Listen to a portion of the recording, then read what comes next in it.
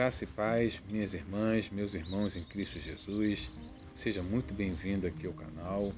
Bem-vindo à playlist Escola Bíblica. Estou abordando o tema Os 5 perigos na vida de um líder. A primeira aula foi o desejo incontido de subir. Eu lhe aconselho a ouvir essa aula. Está muito edificante a nível daqueles que querem exercer uma liderança, mas uma liderança sadia. E agora o segundo tema, liderança autocrática. Venha para esse tema, liderança autocrática. Existe respaldo bíblico para isso? Quais são os efeitos numa liderança autocrática?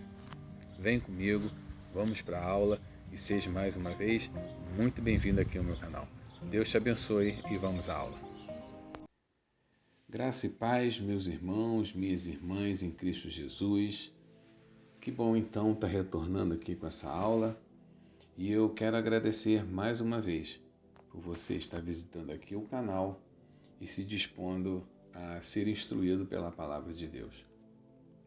Mais uma vez quero trazer o tema dessa aula, liderança autocrática, e eu sei que essa aula vai ter muita valia para a sua caminhada e para a minha também, porque tem muitas coisas boas para estar falando nessa aula de hoje.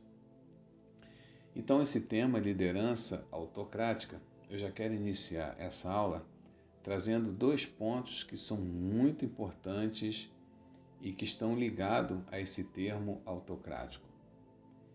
2 coisas principais, elas identificam, elas se assemelham a uma liderança autocrática. Primeiro, o poder absoluto. O poder absoluto que está sobre esse líder, sobre essa pessoa. E esse poder absoluto, ele é acrescido de um poder inquestionável. Ou seja, 2 características principais de uma liderança autocrática é esse poder absoluto, que é centrado nessa pessoa, nesse líder, acompanhado de um poder inquestionável. Ou seja, aquilo que o líder fala, aquilo que o líder apresenta, ele não pode ser questionado. E antes de trazer a referência bíblica dessa aula, eu quero trazer algo que aconteceu com um irmão em Cristo, que ele veio até mim procurar aconselhamento, a procurar ajuda, mediante o que aconteceu com ele.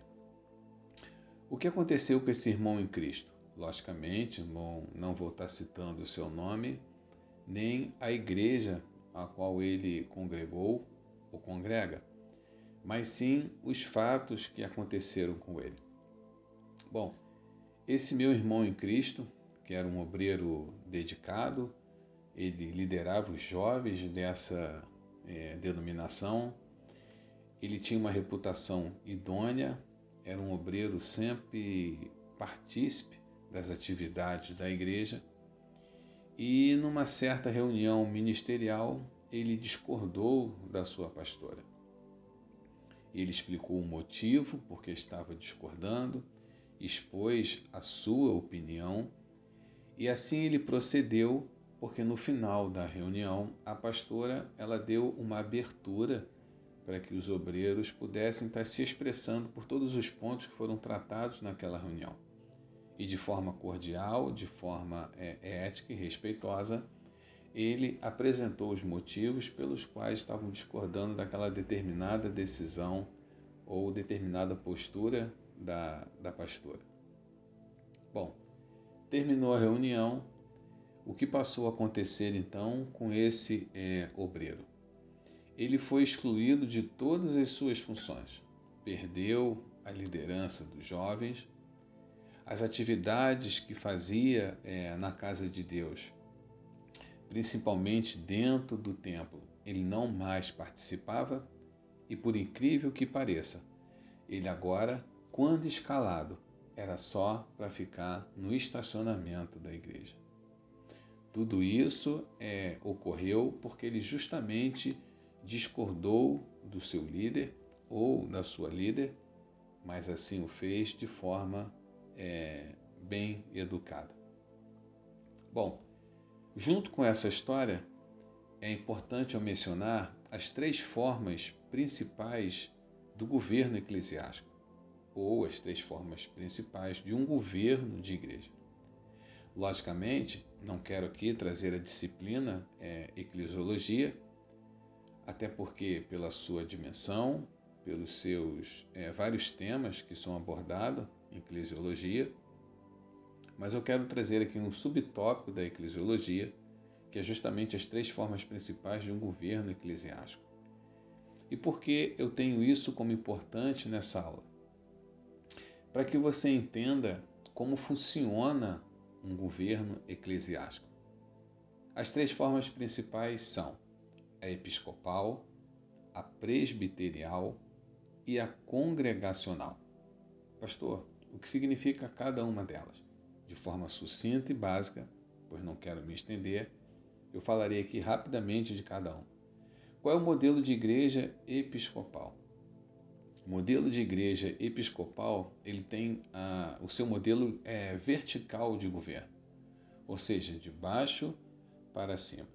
É uma hierarquia que ocorre dentro da igreja e é justamente nesse modelo vertical de governo. Nesse modelo vertical de governo, ou modelo episcopal, as decisões elas estão centradas numa pessoa, ou seja, o topo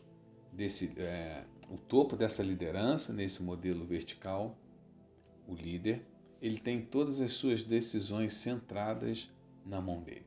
Esse é o modelo episcopal, geralmente pelas igrejas pentecostais e neopentecostais.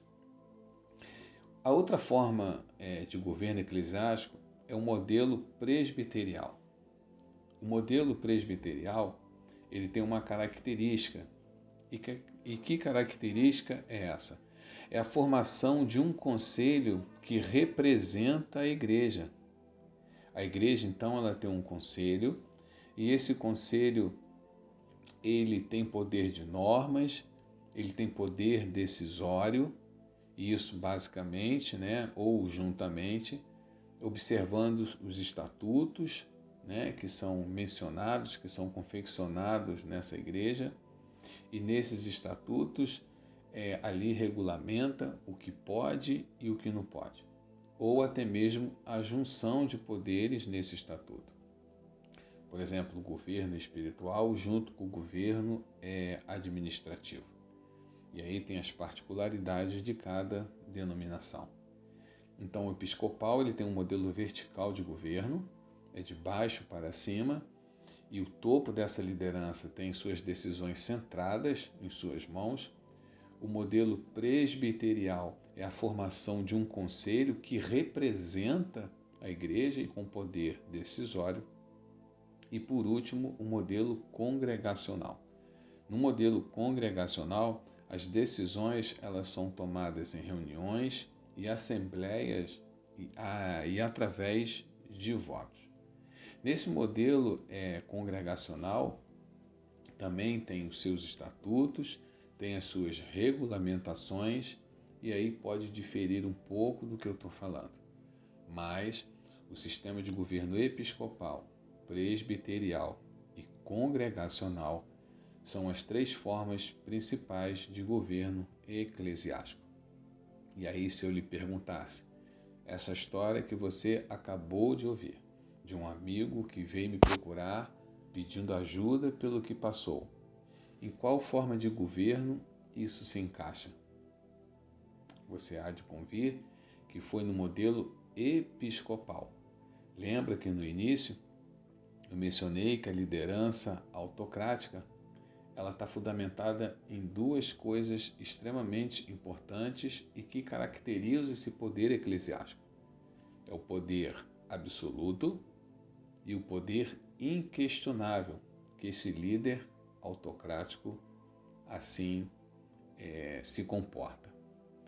Bom, como referência bíblica, eu quero trazer para essa aula um texto que se encontra em 1 Reis, capítulo 12.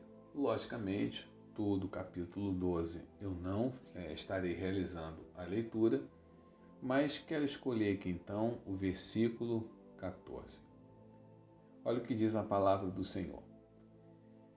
E lhe falou conforme ao conselho dos jovens, dizendo: Meu pai agravou o vosso jugo, porém eu ainda aumentarei o vosso jugo. Meu pai vos castigou com açoites, porém eu vos castigarei com escorpiões. Esse texto, ele está falando de Roboão. Quem foi Roboão? Roboão, ele foi o filho e sucessor do seu pai, o rei Salomão. Então, com a morte de seu pai Salomão, Roboão, ele esperava governar sobre todo Israel, assim como foi com o seu pai. No entanto, o que Roboão não esperava é que ele fosse herdar muitos problemas em seu governo. Então, Roboão, enfrentando essas dificuldades, Roboão, então, ele vai buscar conselho com os anciãos que serviam ao seu pai. Bom, esses anciãos, eles recomendaram a Roboão que, por exemplo, diminuísse a carga tributária do povo, que Roboão aliviasse algumas coisas no governo agora que estava prestes a estar em suas mãos, ou já em suas mãos. Porém, Roboão, ele não segue o conselho desses anciãos. Roboão, ele não reflete sobre a melhor decisão para o seu reino. Ou seja, Roboão, ele tem um comportamento de ditador e autoritário, e isso lhe trouxe muitos, mas muitos problemas. E esse comportamento de Roboão nós podemos trazer para o dia de hoje, porque líderes estão enfrentando muitos problemas devido à falta de sabedoria e agir nos seus ministérios. Os líderes estão faltando essa percepção de verem seus liderados aquela capacidade de desempenharem uma ótima função dentro do governo eclesiástico, justamente porque esse líder não está tendo sabedoria de lidar com os seus liderados. A liderança autocrática, ela vai passar por cima dos liderados. A liderança autocrática não vai respeitar a opinião dos seus liderados. E isso tem causado muito problema. E isso tem trazido muitos transtornos para esse líder. Porém, é tão somente parar e refletir que essa liderança autocrática, ela vai trazer problemas. Um ponto importante no exercício da liderança autocrática, que eu vejo como errônea, nós temos como exemplo o próprio 1 Reis, capítulo 12, versículo 8. Olha o que diz a palavra do Senhor. Porém ele desprezou o conselho que os anciãos lhe tinham dado e tomou conselho com os jovens que haviam crescido com ele e o serviam. Roboão, quando ouviu o conselho dos anciãos, ele não deu importância. Ele não deu ouvidos. Pelo contrário, não só lhe deixou de seguir o conselho que os anciãos que andavam com seu pai assim o instruíram, como o texto que eu acabei de ler, diz que Roboão ele foi buscar conselhos com os jovens, foi buscar conselho com os seus pares. E os jovens que assim aconselharam Roboão, diz, por exemplo, aqui no versículo 10, e os jovens que haviam crescido com ele lhe disseram, veja o conselho desses jovens, que também eram tão autoritários como Roboão. Diz assim no versículo 10, assim falarás a este povo que disse, teu pai fez pesado o nosso jugo, mas tu alivia-o de sobre nós, assim lhe falarás. Meu dedo mínimo é mais grosso que os lombos de meu pai. Assim, se meu pai vos impôs jugo pesado, eu ainda vou-lo aumentarei. Meu pai vos castigou com açoites, porém eu vos castigarei com escorpiões. Finalizando o versículo 11. Assim como 1 Reis, capítulo 12, retrata o comportamento de Roboão, uma liderança totalmente autocrática. Histórias assim eu posso te garantir que estão se repetindo e têm se tornado comum nas igrejas. Eu tenho visto bons obreiros sendo maltratados e magoados por causa de um comportamento autocrático ou comportamento ditador ou um comportamento severo por parte do seu líder ou por parte da liderança. E eu trago para essa aula o exemplo de Roboão. Veja que Roboão, ele teve a oportunidade de ouvir o conselho dos anciãos. Mas pelo contrário, Roboão quis ouvir os conselhos dos jovens que andavam com ele. Dos jovens que tinham também um comportamento tão ditador quanto o de Roboão. Então veja que uma liderança autocrática, ela pode fazer. Uma liderança autocrática, ela pode trazer divisão, porque foi isso que aconteceu com Roboão. Houve uma divisão, houve uma ruptura de reino, houve uma separação agora no governo de Israel.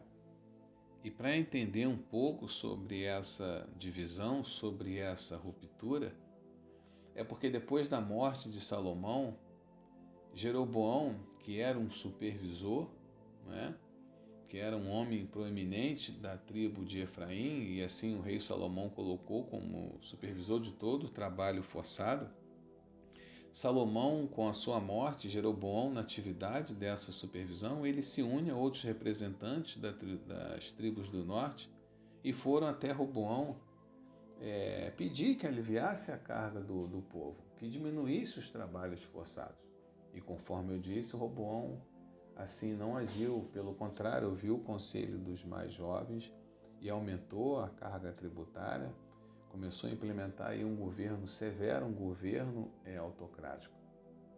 Depois de 3 dias aproximadamente de discussão, o que ocorre é que Roboão de fato recusa o pedido, né? E então começa a ameaçar os trabalhadores com condições ainda piores, com condições mais severas. E aí, como resultado disso, Jeroboão ele acaba liderando uma rebelião contra Roboão, e aí vem a ruptura do reino. Jeroboão acaba ficando com as 10 tribos do norte e Roboão com as 2 tribos do sul. Importante mencionar também que a palavra do Senhor já tinha alertado que isso iria ocorrer. Mas, apesar do alerta do Senhor, apesar das Escrituras já mencionarem que de fato isso ocorreria, nós podemos entender sim que uma liderança autocrática, ela causa ruptura. Que uma liderança autocrática, ela vai trazer problemas para o seio, para a comunidade daquela denominação.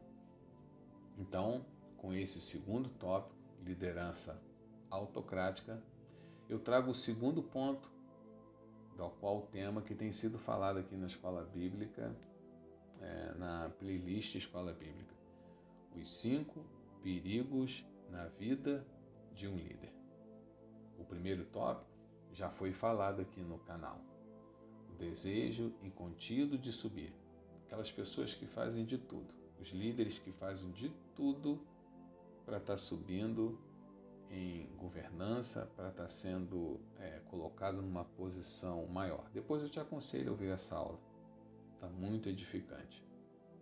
E agora o segundo ponto, a segunda aula, a liderança autocrática. Eu costumo dizer aqui nas minhas mensagens, agora na playlist Escola Bíblica, nas aulas, que esse assunto ou outros assuntos não se esgotam nas minhas ministrações, nas minhas falas, pelo contrário. O desejo que eu tenho em meu coração é trazer um pouco mais de conhecimento à sua caminhada. Fazer com que você agregue informações para aquilo que você está buscando ou estudando. Então, eu tenho a certeza que aquilo que você ouviu, tudo que foi falado, agregou um pouco mais de conhecimento à sua caminhada. Eu me alegro por você ter estado aqui comigo nessa aula e lhe convido para a próxima aula. Já já vai ser anunciado aqui em meu canal o terceiro ponto, o terceiro tópico dos perigos que os líderes precisam estar atentos. Os perigos que rodeiam a vida de um líder eclesiástico. Deus te abençoe, que Deus te guarde e até a próxima aula, em nome de Jesus. Deus te abençoe.